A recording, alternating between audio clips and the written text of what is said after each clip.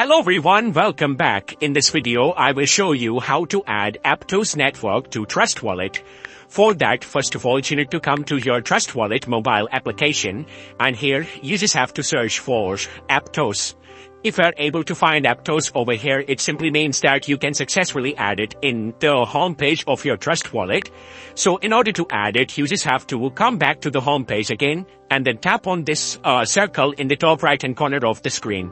Now use the search bar here and again search for Aptos. As you can see that we have Aptos over here, so you just have to turn this toggle button right next to Aptos. If it is green, it simply means that you have successfully enabled it and added it on the Trust Wallet application.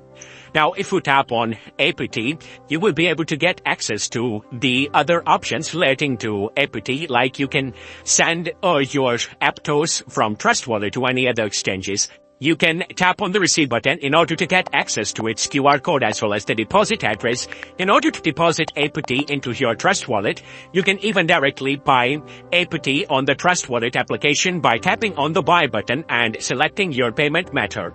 So, I hope this video was helpful, and if it was, then don't forget to like the video and subscribe to the channel. Thank you so much for watching.